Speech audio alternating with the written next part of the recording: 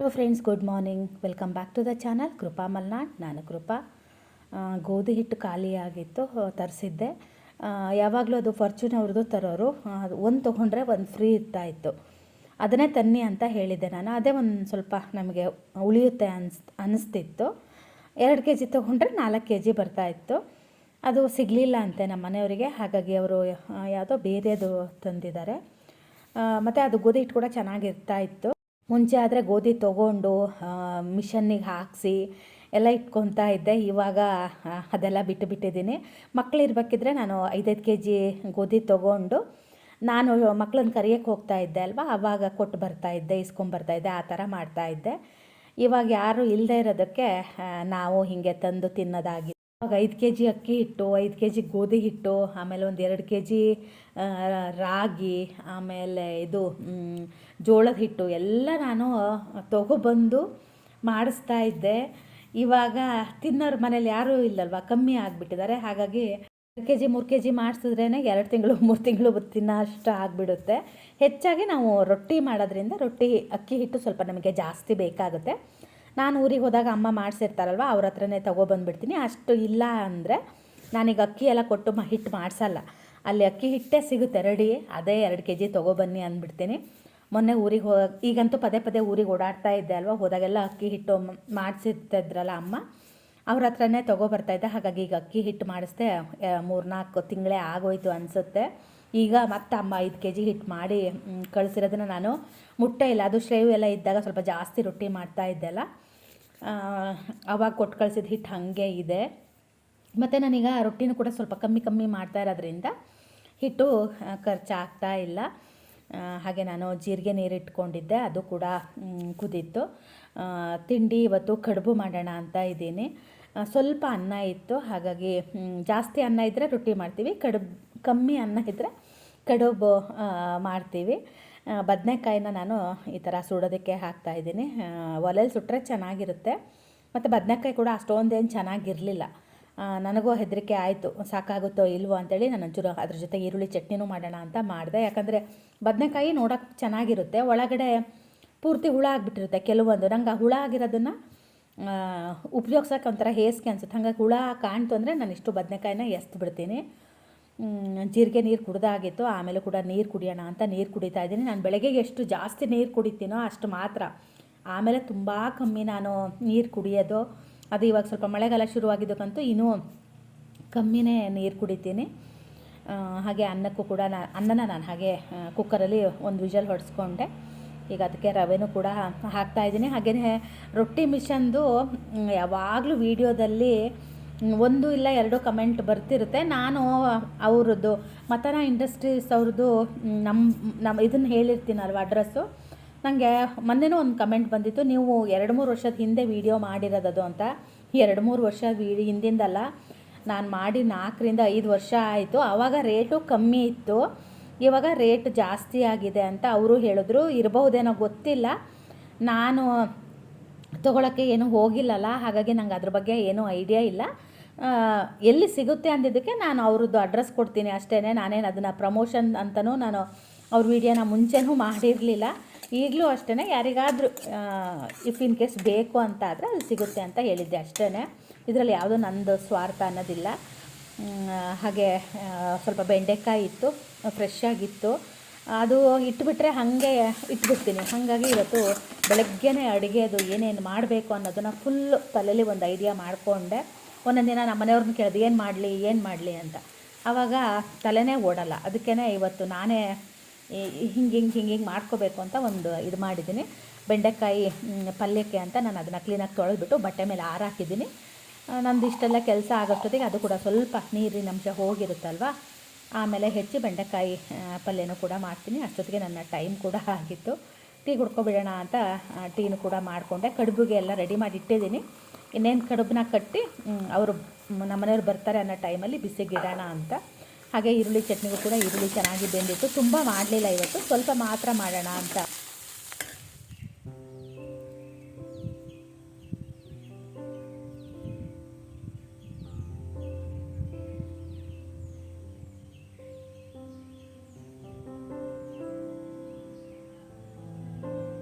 ಮಳೆ ಬರೋ ಟೈಮಲ್ಲಿ ಗಿಡಗಳು ನೋಡೋಕೆ ಒಂಥರ ಖುಷಿ ಅನಿಸುತ್ತೆ. ಅಲ್ಲಿ ಒಂದಷ್ಟು ಇದ್ರ ಗಿಡ ನೆಟ್ಟಿದ್ದೆ ನಾನು, ಟೊಮೆಟೊ ಗಿಡ. ಅದು ಕೂಡ ಚೆನ್ನಾಗಿ ಬಂದಿದೆ. ಅದನ್ನೇ ನೋಡ್ತಾ ಇದ್ದೆ. ಕೆಲವೊಂದೆಲ್ಲ ಸತ್ತೋಗ್ಬಿಟ್ಟಿದೆ. ನಾನು ಮಳೆ ಬರೋದಕ್ಕಿಂತ ಮುಂಚೆ ನೆಟ್ಟಿದ್ದೆ, ಆವಾಗ ಅಷ್ಟು ಚೆನ್ನಾಗಿ ಆಗಿರಲಿಲ್ಲ. ಇವಾಗ ಸ್ವಲ್ಪ ಮಳೆ ಚೆನ್ನಾಗಾಗ್ತಾ ಇದೆಯಲ್ಲ, ಹಾಗಾಗಿ ಗಿಡ ಕೂಡ ತುಂಬಾ ಚೆನ್ನಾಗಾಗಿತ್ತು. ಹಾಗೆಯೇ ಇವತ್ತು ದಾಸವಾಳ ಹೂ ಕೂಡ ಬಿಟ್ಟಿತ್ತು. ಮತ್ತು ನನ್ನ ದಾಸವಾಳ ಗಿಡಗಳಿಗೆಲ್ಲ ಒಂಥರ ಹುಳ ಬಂದಂಗೆ ಆಗಿಬಿಟ್ಟಿದೆ. ಹಾಗಾಗಿ ಅದಕ್ಕೆ ನಮ್ಮ ಮನೆಯವರು ಔಷಧಿ ಹೊಡಿತಾ ಇದ್ದಾರೆ. ಇದು ಸೇವಂತಿಗೆ ಅಂತೂ ತುಂಬ ಬಿಟ್ಟಿದೆ, ತೋರಿಸ್ತೀನಿ ನಿಮಗೂ ಕೂಡ ಇನ್ನೊಂದು ಸಲ. ಎಲ್ಲ ಮೊಗ್ಗಾಗಿತ್ತು, ಇವಾಗ ಚೆನ್ನಾಗಿ ಹೂವು ಆಗ್ತಾ ಇದೆ. ನನಗೆ ತುಂಬ ಇಷ್ಟ ಆಗ್ತಾ ಇದೆ.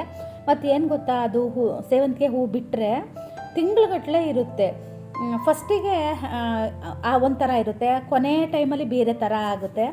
ತುಂಬ ದಿನ ಇರುತ್ತೆ. ನಂಗೆ ಹಾಗಾಗಿ ತುಂಬ ಇಷ್ಟ. ಮತ್ತು ಅದು ಒಂದೇ ಸಲ, ಈಗ ನಾನು ಯಾವಾಗ ಗಿಡ ನೆಟ್ಟಿದ್ದೀನೋ, ನಾನೇನು ಒಂದೇ ದಿನ ನೆಟ್ಟಿರಲಿಲ್ಲ, ಸ್ವಲ್ಪ ದಿನ ಬಿಟ್ಟು ನೆಟ್ಟಿದ್ದೆ. ಆದರೆ ಒಂದೇ ಸಲ ಹೂವು ಆದಂಗೆ ಆಗ್ತಾಯಿದೆ. ಅಂದರೆ ಒಂದು 10 ಗಿಡ ಒಂದು ಸಲ ಹೀಗೆ ಹೂವು ಆಗ್ತಾ ಇದೆ.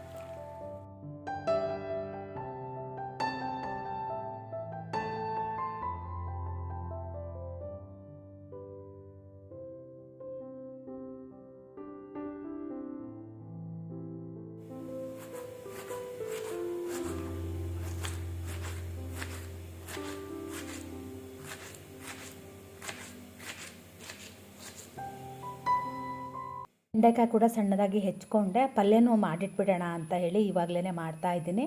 ಸ್ವಲ್ಪ ಬೇರೆ ಏನೋ ಕೆಲಸಗಳಿತ್ತು, ಹಾಗಾಗಿ ಕೆಲಸಗಳನ್ನೆಲ್ಲ ಬೇಗ ಮುಗಿಸ್ಕೊಬಿಡೋಣ ಅಂತ. ಹಾಗೆ ನಮ್ಮ ಮನೆಯವರು ಕೂಡ ಬಂದರು. ನಾವು ಯಾವಾಗಲೂ 1.5 ಲೀಟ್ರ್ ಹಾಲು ತರ್ತಾರೆ. ನಾನು ಹಾಲೆಲ್ಲ ಟೀ ಮಾಡೋದ್ರಿಂದ ಹಾಲು ಸ್ವಲ್ಪ ಜಾಸ್ತಿ ಬೇಕಾಗುತ್ತೆ. ಆದರೆ ಇವತ್ತು ನೀಲಿ ಹಾಲು ಇರಲಿಲ್ಲಂತೆ, 1 ಲೀಟ್ರ್ ಇತ್ತಂತೆ, ಅದಷ್ಟನ್ನೇ ತೊಗೊಂಡು ಬಂದರು. ಹಾಗೆ ಇದು ಮಜ್ಜಿಗೆ ಹುಳಿ ಮಾಡೋಣ ಅಂತ ಅವತ್ತು ಇದನ್ನು ಹೆಚ್ಚಿದ್ದೆ ಅಲ್ಲ, ಕಳಲೆ, ಅದ್ರದ್ದು ಮಜ್ಜಿಗೆ ಹುಳಿ ಮಾಡ್ತಾಯಿದ್ದೀನಿ. ಕಡಲೆಬೇಳೆ ಮತ್ತು ಅಕ್ಕಿನ ನೆನೆಸಿಟ್ಟಿದ್ದೀನಿ. ರುಬ್ಬೋದಕ್ಕೆ ಕಾಯಿ ತುರಿ, ಹಾಗೆ ಅರಿಶಿನ, ಚೂರು ಬೆಳ್ಳುಳ್ಳಿ, ಆಮೇಲೆ ಕರಿಬೇವು, ಕಾಯಿ ತುರಿ, ಜೀರಿಗೆ, ಕೊತ್ತಂಬರಿ, ಒಂಚೂರು ಸಾಂಬಾರು ಪುಡಿ ಹಾಕಿ ಹಸಿಮೆಣಸು ಹಾಕಿ ಅದನ್ನು ನಾನು ನುಣ್ಣಗೆ ರುಬ್ಕೊತೀನಿ. ಹಾಗೆ ಈ ಕಡೆ ಬೆಂಡೆಕಾಯಿ ಪಲ್ಯ ನಾನು ತುಂಬ ಮಾಡಿಲ್ಲ, ಒಂದು ಸ್ವಲ್ಪ ಮಾತ್ರ ಮಾಡ್ತಾಯಿದ್ದೀನಿ. ಚಪಾತಿ ಏನೂ ಮಾಡಲ್ಲ, ಯಾಕಂದರೆ ಇದ್ರದ್ದು ಮಜ್ಜಿಗೆ ಹುಳಿನೇ ಚೆನ್ನಾಗಿರುತ್ತಲ್ವ, ಚಪಾತಿ ತಿನ್ನೋಕ್ಕೆ ಆಗಲ್ಲ. ಮಜ್ಜಿಗೆ ಹುಳಿನೇ ಊಟ ಮಾಡೋಣ ಅಂತ ಹೇಳಿ ಸ್ವಲ್ಪ ಪಲ್ಯನ ಸ್ವಲ್ಪ ಮಾತ್ರ ಮಾಡಿದೆ. ಹಾಗೆ ಕಡುಬನ್ನು ಕೂಡ ನಾನು ಬೇಯೋದಕ್ಕೆ ಇಟ್ಟಿದ್ದೆ. ಇವಾಗ ನಮ್ಮ ಮನೆಯವ್ರು ಬರೋದು ಸ್ವಲ್ಪ ಲೇಟೇ ಆಯಿತು. ನಾನು ಆಫ್ ಮಾಡಿನೇ 5 ನಿಮಿಷ ಆಗಿತ್ತು, ಆದರೂ ಬಿಸಿಯಾಗಿಯೇ ಇತ್ತು. ಕಡುಬೆಲ್ಲ ಏನು ಗೊತ್ತಾ, ತಣ್ಣಗಾದ್ಮೇಲೆ ತಿನ್ನೋಕೆ ಅಷ್ಟು ಚೆನ್ನಾಗಾಗಲ್ಲ. ಆದರೆ ಅದೇನಾದರೂ ಉಳಿತು ಅಂದರೆ ನಾನು ಮಧ್ಯಾಹ್ನ ಅನ್ನ ಇರುತ್ತಲ್ವ, ಅದ್ರ ಮೇಲೆ ಬಿಸಿಗಿಟ್ಕೊಂಡು ತಿಂದು ಖಾಲಿ ಮಾಡಿಬಿಡ್ತೀನಿ. ನಾನು ಇವಾಗ ಅಡುಗೆನ ತುಂಬ ಕಮ್ಮಿ ಮಾಡೋದನ್ನು ಕಲ್ತಿದ್ದೀನಿ. ನಂಗೆ ಅದೇ ಒಂದು ಖುಷಿ. ತುಂಬ ಮಾಡ್ತಾಯಿದ್ದೆ, ಇವಾಗ ಎಷ್ಟು ಬೇಕೋ ಅಷ್ಟು ಮಾತ್ರ ಮಾಡ್ತಾಯಿದ್ದೀನಿ. ಆದರೂ ಒಂದೊಂದು ಸಲ ಅಂದಾಜು ಸಿಗೋದೇ ಇಲ್ಲ. ಅಂದಾಜು ಸಿಗೋಲ್ಲ ಅಂತಲ್ಲ, ನಾನು ಎಲ್ಲೋ ಯೋಚನೆ ಮಾಡ್ತಿರ್ತೀನಿ, ಏನೋ ಮಾಡ್ತಿರ್ತೀನಿ. ಆ ಟೈಮಲ್ಲಿ ಸ್ವಲ್ಪ ವ್ಯತ್ಯಾಸ ಆಗುತ್ತೆ. ರೊಟ್ಟಿ ಎಲ್ಲ ಆದರೆ ನಾವು 2 ದಿನ ಆರಾಮಾಗಿ ತಿನ್ಕೊಂಡ್ಬಿಡ್ತೀವಿ. ಹಾಗೆ ಟೀ ಕುಡ್ದಿದ್ದೆ ಅಲ್ವಾ, ನಮ್ಮ ಮನೆಯವರು ಅದೇನಾದ್ರು ಒಂದೊಂದ್ಸಲ ಏನಾದ್ರು ತಿಂದ ತಕ್ಷಣ ದೋಸೆ ತಿನ್ನಬೇಕಿದ್ರೆ ನನಗೆ ಕಾಫಿ ಅಥವಾ ಟೀ ಏನಾದರೂ ಕುಡಿಯೋಕ್ಕೆ ಬೇಕು ಅಂತ ಅನಿಸುತ್ತೆ. ನಾನು ಮನಸ್ಸಲ್ಲಿ ಅಂದ್ಕೊಂಡೆ, ಅಷ್ಟೊತ್ತಿಗೆ ನಮ್ಮ ಮನೆಯವರು ಕೂಡ ಮಾಡಿದ್ರು. ಆದರೆ ನಾನು ಮಿಕ್ಸಿ ಹಾಕ್ತಾ ಇದ್ದೆ. ಒಂದೊಂದು ಸಲ ಕರೆಂಟ್ ಹೋಗಿದ್ದು ಬರೋದೇ ಇಲ್ಲ ಈ ಟೈಮಲ್ಲಿ. ಅದಕ್ಕೆ ತಡೀರಿ, ನಾನು ಸಾರಿಂದು ಮಿಕ್ಸಿ ಹಾಕ್ಕೊಂಡ್ಬಿಡ್ತೀನಿ ಅಂತ ಹಾಕ್ಕೊಂಡೆ. ಒಂದೊಂದು ಸಲ ನಂಗೆ ಅನಿಸುತ್ತೆ ಯಾಕೋ ಹಂಗೆ ಹಾಕ್ಕೊಬೇಕು ಅಂತ ಹೇಳಿ. ಇವತ್ತು ಯಾಕೋ ನಂಗೆ ಹಂಗೆ ಅನ್ನಿಸ್ತು. ನಮ್ಮ ಮನೆಯವರು ಕಾಫಿ ತಣ್ಣಗಾಗ್ಬಿಡುತ್ತೆ, ಬಾ ಅಂತ ಕರೆದ್ರು. ಆಮೇಲೆ ಸಣ್ಣದಾಗಿ ಮಳೆ ಕೂಡ ಬರ್ತಾಯಿತ್ತು. ನಾನು ನಮ್ಮ ಮನೆಯವರು ನೋಡಿ ಈಗ ಬಿಸಿ ಆಗಿರೋ ಕಾಫಿ ಕುಡಿತಾ ಇದ್ದೀವಿ. ನಾನು ಆಗಲೇ ಟೀ ಅಂತ ಅಂದೆ ಅನಿಸುತ್ತೆ, ನಂಗೆ ಗೊತ್ತಿಲ್ಲ. ಟೀ ಅಲ್ಲ ಇದು, ಅದೇನಂತ ಸೇರಿಸಿದಾನೋ ದೇವರು, ಈಡು ಜೋಡು ಅಂತ. ಇಲ್ಲ, ನನಗೆ ಹಾಲು ತಂದಿದ್ರಲ್ಲ, ಹಾಲು ಉಕ್ಕು ಬರ್ತಾಯಿತ್ತು. ಆವಾಗ ನನಗೆ ನಿಜ ಕಾಫಿ ಕುಡಿಬೇಕು ಅಂತ ಅನಿಸಿತ್ತು. ಆಮೇಲೆ ಇವ್ರು ತಿಂಡಿಯಾಗಿ ಒಳಗೆ ಬರ್ತಿದ್ದಂಗೆ ಹೇಳಿದ್ರು, ಕಾಫಿ ಕುಡಿಯೋಣವಾ ಅಂತ ಅಂದರು. ನಾನು ಬೇಗ ತಿಂಡಿ ತಿಂದೆ. ನಮ್ಮದು ಸ್ವಲ್ಪ ಲಿಮಿಟೆಡ್ ತಿಂಡಿನ, ಇವರು ಇವತ್ತು ಸ್ವಲ್ಪ ಅನ್ಲಿಮಿಟಾಗಿ ತಿಂದರು ತಿಂಡಿನ. ಚೆನ್ನಾಗಿತ್ತು ಅಂತ ಹೇಳಿ. ಸ್ವಲ್ಪ ಉಪ್ಪು ಕಮ್ಮಿ ಆಗಿತ್ತು, ಸ್ವಲ್ಪ ಅಲ್ಲ, ತುಂಬಾ ಉಪ್ಪು ಕಮ್ಮಿ ಆಗಿತ್ತು, ಬಜ್ಜಿಗೂ ಕಮ್ಮಿ ಆಗಿತ್ತು, ಕಡುಬಿಗೆ ನಾನು ಉಪ್ಪು ಹಾಕಿರಲಿಲ್ಲ. ಅದೇ ಅಂದೆ ನಾನು ಆ ಡಿಪ್ರೆಷನ್ ಅನ್ನೋ ವ್ಲಾಗ್ ನೋಡ್ತೀನ, ವೀಡಿಯೋಗಳು ನೋಡ್ತೀನಲ್ಲ, ನಾನು ಅದೇ ಅನ್ಕೊಂತ ಇದ್ದೆ, ಓ ನನಗೂ ಡಿಪ್ರೆಷನ್ ಆಗಿದೆ ಅಂತ ಹೇಳಿ. ಕಾಫಿ ಕುಡಿತೀನಿ. ಮತ್ತು ಕರೆಂಟ್ ಎಲ್ಲರೂ ಹೋದಾತು ಅಂತ. ಇವತ್ತು ದೇವ್ರಿಗೆ ಹೂ ಕೊಯ್ದಿಲ್ಲ. ಹೂ ಅಂದರೆ ರಾಶಿ ಹೂ ಬಿಟ್ಟಿದೆ, ತೋರಿಸ್ತೀನಿ. ಆದರೆ ನಂಗೆ ಅದನ್ನು ಕಡಿಯೋಕ್ಕೆ ಮನಸ್ಸು ಬರಲ್ಲ. ಬೇಡಲ್ಲ ರೀ ಕಡಿಯೋದು, ಸುಮ್ಮನೆ ಬೇಡ, ರಕ್ಸ್ ಆಗಿದೆಯಂತೆ. ಕಾಫಿ ಹೆಂಗಿದೆಯೋ ಗೊತ್ತಿಲ್ಲ. ಅದು ಹಾಲು ಫ್ರೆಶ್ ಆಗಿರೋ ಹಾಲು, ಅದು ಘಮ ಘಮ ಅಂತ ವಾಸನೆ ಬರುತ್ತದೆ. ಅದೇ ಅಂತ ಫ್ರೆಶ್ ಆಗಿರೋದು ಎಷ್ಟು ದಿನದ, 2 ದಿನದ 3 ದಿನದ ಹಾಲು. ಅದೇ ನಮ್ಮನೆ ಹಾಲು ಅಂದರೆ ಹಾಲು. ನಾನು ಊರಿಂದ ಹಾಲು ತರ್ತೀನಲ್ಲ, ಬಂಗಾರ ಖರ್ಚು ಮಾಡ್ದಂಗೆ ಬಂಗಾರ ಖರ್ಚು ಮಾಡ್ತೀನಿ. ಹಾಲನ್ನ ಸ್ವಲ್ಪ ಹಾಕ್ಕೊಂಡು ಟೀ ಮಾಡಿಕೊಂಡು ತುಂಬ ದಿನ ಬರೋ ತನಕ ಇಟ್ಕೊಂಡು ಕುಡಿತೀನಿ. ಮುಂಚೆ ಯಾವುದೋ ಒಂದು ಎಮ್ಮೆ ಹಾಲು ತುಂಬ ದಪ್ಪ ಇತ್ತು, ತರ್ತಿನಂಗೆ ಒಡೆದೋಗ್ಬಿಡೋದು. ಈ ಸಲ ಹಾಲು ಒಡೆಯಲ್ಲ ರೀ, ಒಂದು ಸಲನೂ ಹೊಡಿಲಿಲ್ಲ. ಫ್ರಿಜ್ಜಲ್ಲಿ ಇಟ್ಟರೂ ಕಾಯಿಸಿದ ತಕ್ಷಣ ಒಡೆದೋಗ್ಬಿಡೋದು, ಹೊಟ್ಟೆ ಎಲ್ಲ ಉರಿಯೋದು ನನಗೆ. ಬರಲೋ ಬೇಡ ಅಂತ ಮಳೆ ಬರ್ತಾ ಇದೆ ಅಲ್ಲ. ದಾಸವಾಳ ಗಿಡಗಳು ಚೆನ್ನಾಗಾಗಿದ್ದಾವೆ. ನಿನ್ನೆ ನಮ್ಮ ಮನೆಯವರು ಔಷಧಿ ಹೊಡೆದಿದ್ದಾರಾ, ಅದು ಗಾಳಿಗೆ ಮುಖಕ್ಕೆ ಬಂದು ಇದಾಗ್ಬಿಟ್ಟಿದೆ ಔಷಧಿ. ಸಂಜೆ ತಲೆನೋವು ಅಂತ ಇದ್ರಂತೆ. ಅವ್ರು ಯಾವತ್ತೂ ಹಂಗೆ ಔಷಧಿ ಹೊಡೆದಾಗ ವಾಸನೆ ಬರೋಲ್ಲ. ನಿನ್ನೆ ವಾಸನೆ ಬಂದ ತಕ್ಷಣ ಅಂದೆ ನಾನು, ಏನೋ ಅದು ಔಷಧಿ ವಾಸನೆ ಬರ್ತಾ ಇದ್ದೀರಾ ಅಂತ. ಇಷ್ಟೇ ಹೆಲ್ಪ್ ಮಾಡಿದ್ದೀರಂತ ನೆಲ ಒಂದು ಒರೆಸ್ಕೊಡೋಕ್ಕೆ ಹೆಲ್ಪ್ ಮಾಡಿದ್ರೆ ಪ್ಲೀಸ್ ಮೇಲ್ಗಡೆ ಬೆಡ್ ಕ್ಲೀನ್ ಮಾಡೋಣ. ಪಾತ್ರೆ ತೊಳ್ಕೊಡ್ತೀರಾ? ಮಳೆ ಬರ್ತಾ ಇದೆ, ಪಾತ್ರೆ ತಗೊಂಡೋಗಿ ಅಲ್ಲಿ ಇಟ್ಕೊಡ್ತಾರಂತೆ. ಇವತ್ತು ಒಂದಿನ ನೆಲ ಒರ್ಸೋಕ್ಕೆ ಹೆಲ್ಪ್ ಮಾಡಿರಿ ಅಂತೀವಿ.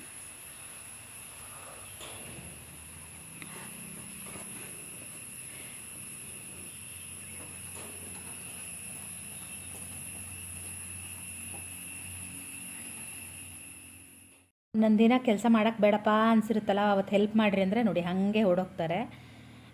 ಕಳಲೆ ಇತ್ತಲ್ವ, ಅದು ನೀರೆಲ್ಲ ಚೇಂಜ್ ಮಾಡಿ ಇಟ್ಟಿದೆ. ಇವತ್ತು ಉಪಯೋಗಿಸ್ಬಿಟ್ಟು ಅದನ್ನು ಫ್ರಿಜ್ಜಿಗೆ ಹಾಕ್ತೀನಿ. ಕಳಲೆನ ನಾನು ಈ ಥರ ಗಾಲಿ ಹೆಚ್ಕೊಂಡಿದ್ದೆ, ಅದಕ್ಕೆ ಉಪ್ಪು ಹಾಕಿ ಕುಕ್ಕರಲ್ಲಿ ಒಂದು ವಿಜಲ್ ಹೊಡಿಸ್ತೀನಿ. ಹಾಗೆಯೇ ಇದು ಫೋಟೋ ತುಂಬ ಗಲೀಜಾಗಿಬಿಟ್ಟಿತ್ತು, ಹಾಗೆ ಒರ್ಸೋಕ್ಕೆ ಹೆದರಿಕೆ ಆಗುತ್ತೆ. ಹಾಗಾಗಿ ನಮ್ಮ ಮನೆಯವ್ರಿಗೆ ಒಂಚೂರು ಒರೆಸ್ಕೊಡಿ ಅಂತ ಹೇಳಿದೆ. ಅದಕ್ಕೆ ಅವರೇ ಒರೆಸ್ತಾ ಇದ್ದಾರೆ. ಮತ್ತು ಅದಕ್ಕೆ ಅರಿಶಿನ ಕುಂಕುಮ ಎಲ್ಲ ಹಚ್ಚಬೇಕು. ಗಂಧ ಹಚ್ಬಿಟ್ಟು ಅರಿಶಿನ ಕುಂಕುಮ ಹಚ್ಚಿದ್ರೆ ಸುಮಾರು ದಿನ ನಿಲ್ಲುತ್ತೆ. ನಾನು ಮೇಲ್ಗಡೆ ಹಣೆ ಹತ್ತಿರ ಹಚ್ಚಲ್ಲ, ಕೆಳಗಡೆ ಪಾದದ ಹತ್ತಿರ ಹಚ್ತೀನಿ. ಹಾಗೆ ನಂದು ಕೆಲಸನೂ ಆಯಿತು. ಅಡುಗೆ ಮನೆ ಎಲ್ಲ ಕ್ಲೀನ್ ಮಾಡಿಕೊಂಡೆ. ಪಾತ್ರೆಗಳು ಒಂದು ಸ್ವಲ್ಪ ಇತ್ತಲ್ವ, ಅದನ್ನೀಗ ವಾಶ್ ಮಾಡಬೇಕು. ಸ್ವಲ್ಪ ಮಳೆ ಕೂಡ ಸಣ್ಣದಾಗಿ ಬರ್ತಾ ಇದೆ. ಇವತ್ತು ಹೂ ಕೊಯ್ಯೋದು ಮರ್ತೇ ಹೋಗಿತ್ತು ಗೊತ್ತಾ, 10:30 ಆಗಿತ್ತು. ಆವಾಗ ಹೂ ಕೊಯ್ಯೋಕ್ಕೆ ಅಂತ ಹೋಗ್ತಾಯಿದ್ದೀನಿ. ಹೂವಂತೂ ಎಷ್ಟೊಂದು ಅರಳಿತ್ತು, ಮತ್ತು ನಾನು ತುಂಬ ಹೂ ಕೊಯ್ತೀನಿ ಕೂಡ. ಪೂಜೆಗೆ ಚೆಂದ ಆಗುತ್ತೆ. ನಾನು ಮೇಲ್ಗಡೆ ಫೋಟೋಕ್ಕೂ ಅಷ್ಟೇ ಸುತ್ತ ಹೂವನ್ನ ಇಡ್ತೀನಿ. ನೋಡೋಕ್ಕೆ ಅಷ್ಟು ಖುಷಿ ಅನಿಸುತ್ತೆ. ಹೂ ಜಾಸ್ತಿ ಇದ್ದಾಗ ಪೂಜೆ ಮಾಡೋಕ್ಕೂ ಖುಷಿ ಆಗುತ್ತೆ. ಮತ್ತು ಇದು ಸಣ್ಣ ಹೂ ಇರಬೇಕು, ಆವಾಗ ಚೆನ್ನಾಗಾಗುತ್ತೆ. ಒಂದು ಸಲ ನನ್ನ ಮನಸ್ಸಲ್ಲಿರೋದು ನಮ್ಮ ಮನೆಯವರಿಗೆ ಗೊತ್ತಾಗುತ್ತೆ. ಆ ಫೋಟೋನೂ ಅಷ್ಟೇ ಒರೆಸ್ಬೇಕು ಅಂತ ತುಂಬ ದಿನದಿಂದ ಅನ್ಕೊತಾ ಇದ್ದೆ. ಆಮೇಲೆ ಇವ್ರಿಗೆ ಹೇಳೋಣ ಅಂತಲೂ ಅಂದ್ಕೊಂಡೆ, ಇವತ್ತು ಫೋಟೋ ಒರೆಸ್ಬೇಕು ಅಂದೆ. ಆಮೇಲೆ ಅವರೇ ಅಂದ್ಕೊಂಡಿದ್ರಂತೆ 3-4 ದಿನದಿಂದ ಫೋಟೋ ಒರೆಸ್ಬೇಕು ಅಂತ ಹೇಳಿ. ಅದು ಕೆಳಗಡೆಯಿಂದ ನೋಡಿದಾಗ ಅದು ಚುಕ್ಕೆ ಥರ ಕಾಣುತ್ತೆ. ಅದೇ ನಾನು ಅಂದಿದ್ದಾಗಲೇ, ಈಡು ಜೋಡು ಏನೋ ಅಂತ ಸೇರಿಸಿದಾನೋ ದೇವರು ಅಂತ. 21 ವರ್ಷ ಸಂಸಾರ ಮಾಡಿದ್ಮೇಲೆ ಇನ್ನೂ ಒಬ್ರನ್ನೊಬ್ರು ಅರ್ಥ ಮಾಡ್ಕೊಳ್ಳೋದಿದ್ರೆ ಹೇಗೆ ಅಲ್ವಾ, ನಗು ಬರುತ್ತೆ ಅಷ್ಟೇ. ಹಾಗೆ ಮಜ್ಜಿಗೆ ಹುಳಿ ಕೂಡ ಆಯಿತು. ಖಾರ ರುಬ್ಬಿದ್ದೆ ಅಲ್ಲ, ಅದನ್ನು ಹಾಕಿಬಿಟ್ಟು ಫಸ್ಟು ಚೆನ್ನಾಗಿ ಇದನ್ನು ಬೇಯಿಸ್ಕೊಂಡೆ. ಆನಂತರ ಮಜ್ಜಿಗೆ ಹಾಕಿ ಒಗ್ಗರಣೆ ಹಾಕಬೇಕಾಗಿತ್ತು. ಅದೇ ಡಿಪ್ರೆಷನ್ ಜಾಸ್ತಿ ಆಗಿತ್ತಲ್ವ, ಅದಕ್ಕೆ ಒಗ್ಗರಣೆ ಹಾಕಿ ಆಮೇಲೆ ಮಜ್ಜಿಗೆನ ಹಾಕಿದೆ. ಈಗ ಊಟದ ಟೈಮ್, ಅದ್ರ ಜೊತೆಗೆ ಮಜ್ಜಿಗೆ ಮೆಣಸಿದ್ರೆ ಚೆನ್ನಾಗಿರುತ್ತಲ್ವ, ಅದಕ್ಕೆ ಒಂದು ಸ್ವಲ್ಪ ಮಜ್ಜಿಗೆ ಮೆಣಸನ್ನು ಕೂಡ ಕರೆದೆ. ಹಾಗೆ ಮಾವಿನ ಹಣ್ಣಿನ ಸೀಸನ್ ಇನ್ನೇನು ಎಂಡ್ ಆಗ್ತಾ ಬಂತು, ಹಾಗಾಗಿ ದಿನಾ ಮಾವಿನ ಹಣ್ಣನ್ನು ತಿಂತಾ ಇದ್ದೀನಿ. ಹಾಗೆಯೇ ಇವತ್ತಿನ ವ್ಲಾಗ್ನ ಕೂಡ ನಾನು ಇಲ್ಲಿಗೆ ಮುಗಿಸ್ತಾ ಇದ್ದೀನಿ. ನಾಳಿನ ವ್ಲಾಗಲ್ಲಿ ಸಿಗ್ತೀನಿ. ಅಲ್ಲಿ ತನಕ ಬಾಯ್.